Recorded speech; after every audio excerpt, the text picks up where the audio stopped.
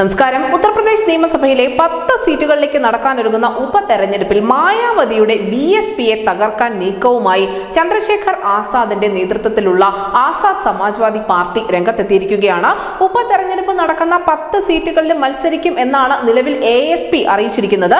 സാധാരണ ഉപതെരഞ്ഞെടുപ്പുകളിൽ മത്സരിക്കാത്ത BSP ഇത്തവണ മത്സരിക്കുമെന്ന് അറിയിച്ചതിന് തൊട്ടു പിന്നാലെയായിരുന്നു ചന്ദ്രശേഖർ ആസാദിന്റെ പാർട്ടിയുടെ ഭാഗത്തു നിന്നും സുപ്രധാന നീക്കമുണ്ടായത്. ലോക്സഭാ തെരഞ്ഞെടുപ്പിന് ശേഷം ഒഴിവ് വന്ന 9 സീറ്റുകളിലേക്കും ക്രിമിനൽ കേസിൽ കോടതി ശിക്ഷിച്ച സിറ്റിംഗ് MLA ഇർഫാൻ സോളങ്കിയെ അയോഗ്യനാക്കിയതിനെ തുടർന്ന് ഒഴിവ് വന്ന കാൺപൂരിലെ സിസാമാവു സീറ്റിലേക്കുമാണ് നിലവിൽ ഉപതെരഞ്ഞെടുപ്പ് നടക്കാൻ പോകുന്നത്. ഈ 10 സീറ്റുകളിലേക്കും BSP അവരുടെ സ്ഥാനാർത്ഥികളെ നിർത്തുന്നുണ്ട്.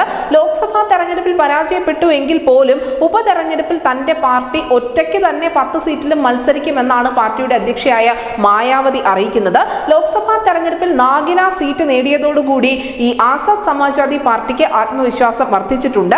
മറ്റ് ജില്ലകളിലേക്ക് കൂടി തങ്ങളുടെ പാർട്ടിയുടെ സാന്നിധ്യം വ്യാപിപ്പിക്കാനുള്ള ഒരു സുവർണ അവസരമായി തന്നെയാണ് അവർ ഈ വരാൻ പോകുന്ന ഉപതെരഞ്ഞെടുപ്പിനെ കാണുന്നത്.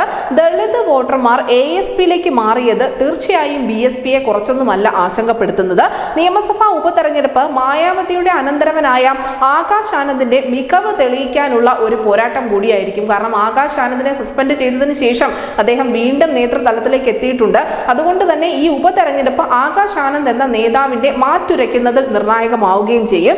ASPയും BSPയും ഈ ദളിത് വോട്ട് ബാങ്ക് പിളർത്തുമ്പോൾ തിരിച്ചുവരവിന് ശ്രമിച്ചുകൊണ്ടിരിക്കുന്ന BJP നേട്ടം കൊയ്യാനുള്ള സാധ്യതകൾ ഉണ്ട് എന്ന് തന്നെയാണ് രാഷ്ട്രീയ നിരീക്ഷകർ പറയുന്നത്. ഉത്തർപ്രദേശ് വീണ്ടും ഒരു തെരഞ്ഞെടുപ്പ് ഗോതയിലേക്ക് കടക്കുമ്പോൾ BSP തിരിച്ചുവരവിന് വേണ്ടിയും ASP നിയമസഭയിൽ കടന്നു കയറാൻ വേണ്ടിയും BJP ആവട്ടെ മങ്ങിയ പ്രതാപം തിരികെ പിടിക്കാനുമുള്ള ഊർജിത നീക്കങ്ങളിലേക്കാണ് കടന്നിരിക്കുന്നത്. News desk Malayalam.